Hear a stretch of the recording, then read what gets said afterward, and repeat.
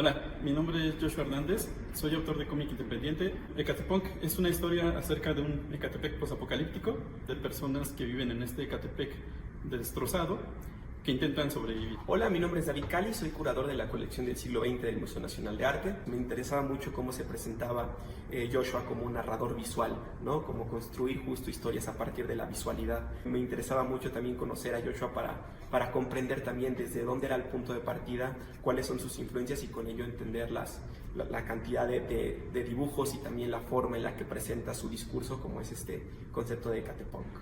Esto es Diálogos, recomendaciones para ver y leer.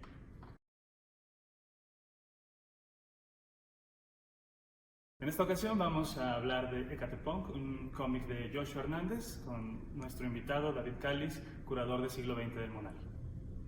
A mí me encantó, he de decir que no soy un gran asiduo lector de cómics, pero justo se abre como una ventana para poder comenzar a adentrarse más en estos temas. Me parece muy interesante poder construir estos puentes de comunicación entre la colección del Museo Nacional de Arte y también el quehacer creativo de los artistas mexicanos, sobre todo también a partir del cómic. Hay muchas referencias directas que se pueden vislumbrar, sobre todo en la gráfica del siglo XX. En el caso de las influencias, en particular, parten, yo creo, de la situación como de obras como Mad Max, ¿no? Y sobre todo, en mi caso muy particular, siempre he tratado de vincular un poco como el trabajo con los videojuegos, o en este caso, por ejemplo, mangas como Akira, eran como influencias directas, ¿no? Para poder construir este tipo de historias.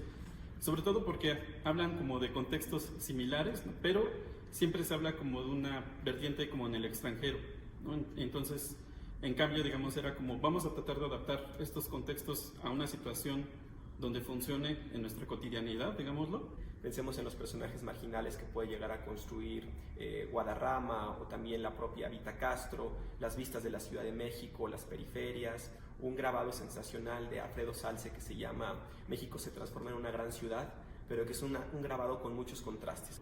Y bueno, en particular surge mucho como esta situación de poder hablar de Ecatepec, porque de ahí soy, ¿no? Pienso también, por ejemplo, en esta vista que coloca Joshua sobre Tlacuache, arriba de un montón de tiradero de basura, en la obra de Francisco Goitia sobre el hombre en el muladar, que a pesar de que es una obra de principios del siglo XX, es una obra que también tiene una contemporaneidad sobre los basureros de Santa Fe, los basureros de Ecatepec, sobre todas estas cuestiones de la periferia, es donde se pueden construir estos puntos y estos diálogos, no solamente en conceptos estéticos o en formas o en algunas cuestiones similares respecto a la imagen, sino también como en el concepto central de esto, ¿no? De la crítica a la modernidad, también de una preocupación por generar comunidad. Creo que es algo también muy interesante que aparece en el libro de Ecatepunk, ¿no? Por eso también es como tan bonita la obra del buen Joshua.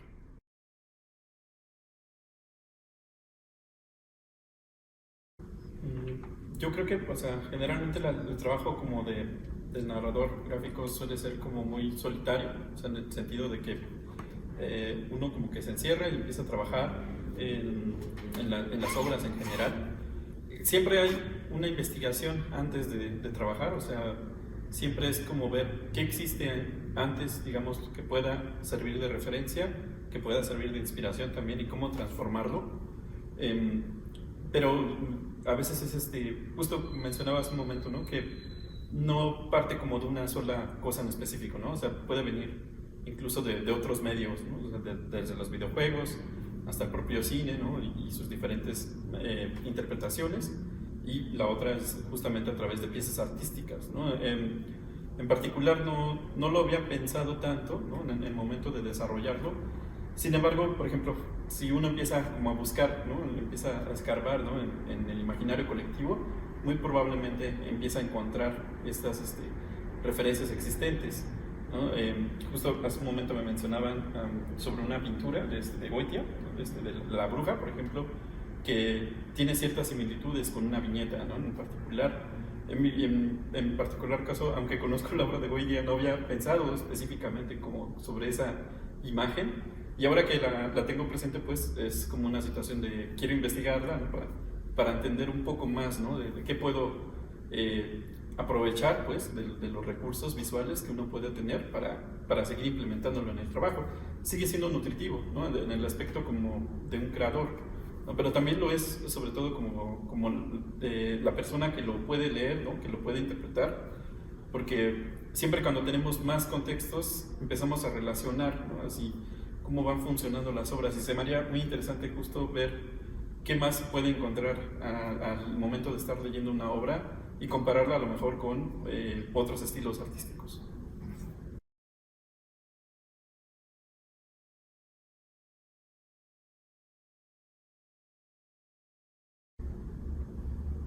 Pues sí creo que tienen que tener primero la referencia visual de Joshua. O sea, yo recomendaría que puedan ir al espacio de la Comiteca, que se encuentra en la planta baja, donde está el laboratorio de arte, que puedan consultar los libros, que además es un espacio fundamental para poder incentivar pues sí, a las nuevas generaciones para la lectura, y a partir de la lectura de Ecatepong, que además es como tan entretenida que no te va a llevar más de 20 minutos, inmediatamente puedas subir a la colección del siglo XX y justo empezar a hacer una búsqueda de cuáles son los puntos de encuentro entre la propuesta del cómic de Joshua y las piezas que tenemos dentro de la colección. El ejercicio puede ser interesante porque igual la narrativa que yo pude construir con las piezas puede ser muy diferente a la que el público puede construir cuando se acerque, porque desde la experiencia y más si ellos viven en Ecatepec o pues de la periferia o tienen también como algún punto de encuentro, estoy seguro que tendrán como más referencias dentro de la colección. Pero tal vez pudiera ser primero que puedan consultar el cómic de Joshua, lo hagan en la Comiteca e inmediatamente después suban a la colección del siglo XX, y no solamente XX, creo que también tender puentes de comunicación entre otros espacios y otras colecciones podría ser como fantástico para también tener como entendido también la variedad de obras que resguarda el museo y cómo se pueden conectar con pues, la propuesta gráfica de Joshua.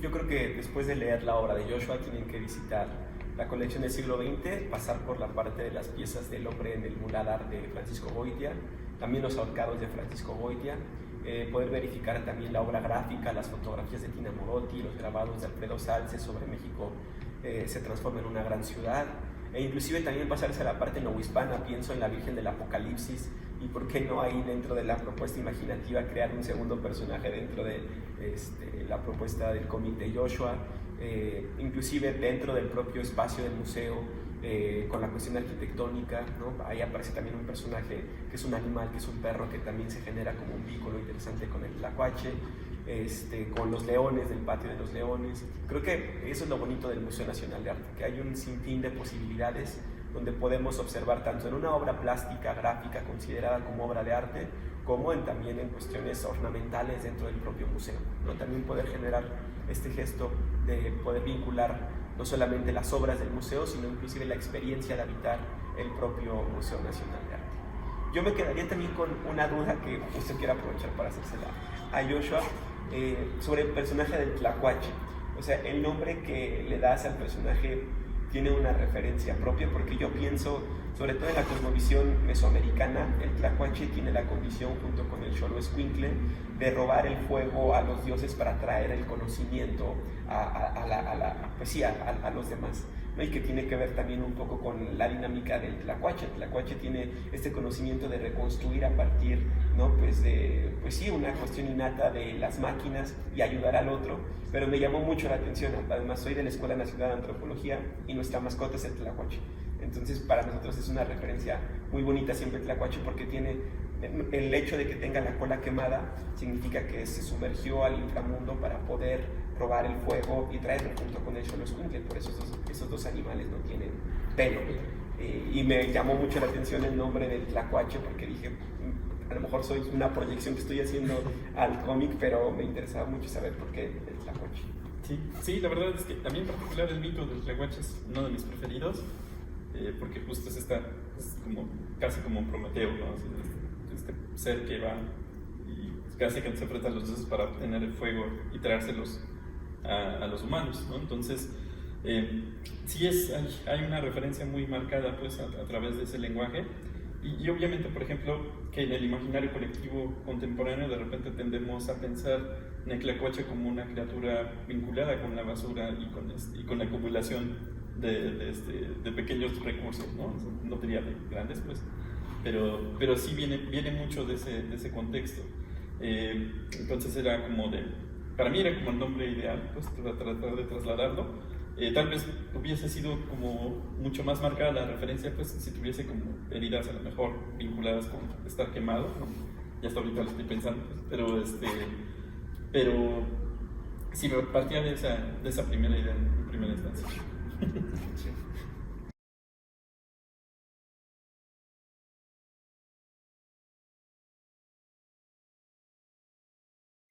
Bueno, en particular obviamente, hay problemáticas, digamos, que a lo mejor yo no puedo vivir, ¿no? O totalmente comprender, porque no las estoy viviendo, pero creo que el creador en general parte de la empatía, ¿no? Para empezar a construir las historias, ¿no? Entonces, cuando tienes o tratas de tener esta situación de la empatía, es un poquito más sencillo como tratar de traspolar, ¿no? Las problemáticas tal vez a un trabajo. Y justo pues la inspiración siempre es así como de una situación no es algo que nada más surja de un momento a otro, sino de múltiples pequeños momentos, ¿no? O sea, para mí era muy importante cómo entender, por ejemplo, que la situación de que yo me traslado y que tardo 1 hora y media en llegar a todos los lados a donde voy, ¿no? Desde donde yo vivo, es una problemática pues social que existe, ¿no? Y te das cuenta que se repite, ¿no? en todas las personas que vivimos en la periferia. Y justo, o sea, el vivir de repente como los estereotipos, ¿no? La posible discriminación alrededor del espacio, sirve como un motor también, ¿no? De repente para construir las historias. En particular, algo que me pareció muy importante de poder tratar de empezar a trabajar este proyecto era que justo en el año en que empecé a hacerlo, ubicar que había un centro cultural muy cerquita de mi casa, así como a 2 calles en realidad, y yo nunca había ido, porque no sabía que existía este espacio de centro cultural, y sin embargo me empezaron a invitar a participar, ¿no? a presentarme, y cada que yo iba, o bueno, cada que voy, me presentan como un artista que está en Ecatepec, ¿no? Y ahí mismo hay talleres para niños, ¿no? Para hacer cómic, para hacer múltiples actividades, múltiples disciplinas, y se vuelve como muy valioso saber que justamente tal vez a mí no me tocó vivir como niño, digamos, actividades en esa zona de ese estilo, y saber que actualmente hay un espacio, ¿no? Donde a lo mejor se empiezan a acercar estas comunidades para generar vínculos. Es como decir, bueno, ¿qué pasaría si empezamos a hablar, ¿no? de nuestra cotidianidad a estas personas, ¿no? Porque son las personas que ubican perfectamente cómo pasan las historias. Y lo otro, por ejemplo, es una situación de que, por ejemplo, hay un personaje en la obra que se llama Arcadio, que es una maquinita, ¿no? Una maquinita de Arcadia, ¿no? de videojuegos, de los que uno llegaba y ponía su fichita y empezaba a jugar.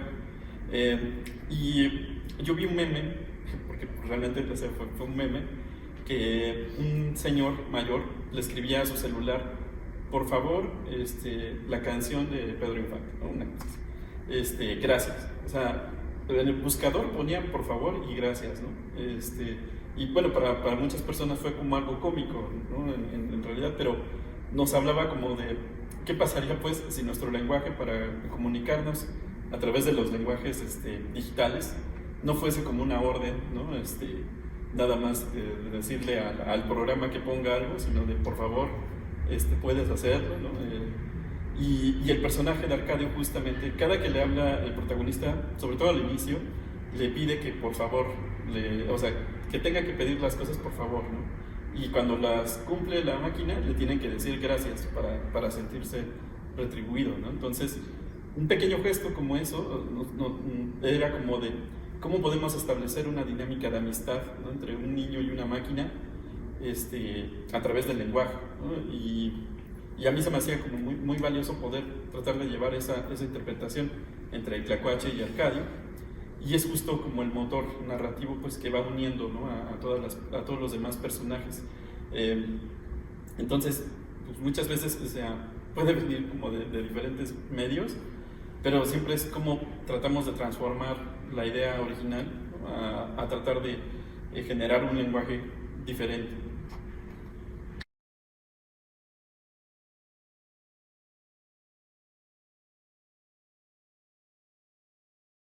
Pues mira, ya justo como leyéndola le comentaba que pues es como que está también estructurada y tan amena que te la avientas de un solo jalón. O sea, no puedes dejar de leerla, porque inmediatamente va construyendo muy bien la narrativa para que terminando un capítulo tú puedas continuar y puedas concluir la historia que proyectó. Evidentemente hay muchas preguntas que surgen dentro del cómic, ¿no? Justo por qué la situación de que sea una cuestión monocromática, cuál es también con la referencia que tiene respecto, platicaba que me parece que es una obra muy sonora, ¿no? Que a pesar de que hay pocos diálogos, las onomatopeyas que se encuentran dentro de la obra de Joshua hacen que también tengas como un contexto sonoro de el que es el Ecatepec posapocalíptico. Entonces, evidentemente, a mí lo que celebro mucho es que esté también construida, que al final, justo como concluya, ¿no? Con esa transformación y la reivindicación de los personajes, donde como cualquier obra de arte, como construye mundos posibles. Y eso también es lo bonito, ¿no? Que puedes justo sumergirte dentro de la lectura y también como ver la posibilidad de que hay otras formas de relacionarse con el otro, otras formas de relacionarse con el medio ambiente, con la naturaleza, y eso creo que es como de lo enriquecedor del cómic. Si bien como los personajes y las situaciones que viven, al final la manera en la que reivindica como la circunstancia en la que se encuentran, y que también es muy interesante, no hay como un cierre en términos de y vivieron felices para siempre, sino la posibilidad de construirlo pues durante más años y saber qué es lo que sucede con esta propuesta de una nueva mirada hacia el otro.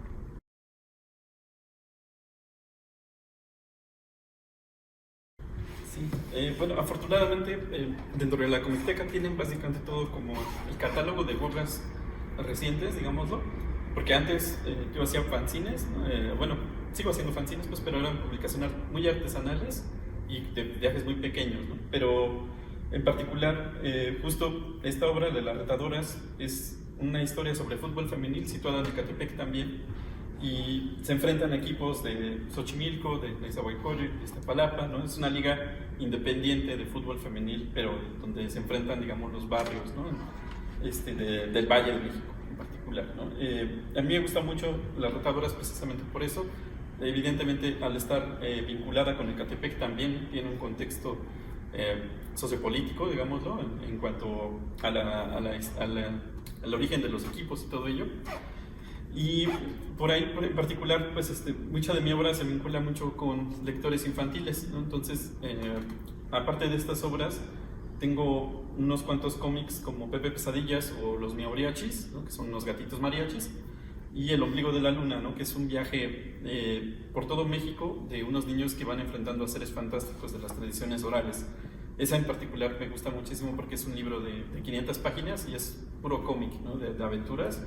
Y recientemente, pues está por salir mi nuevo libro que se llama Pequeño Josh, y que es una historia de un niñito que es cuidado por un peluche que viajó en el tiempo, y su peluche todo el tiempo está protegiéndolo, ¿no? De todos los peligros que un niño se puede enfrentar tal vez.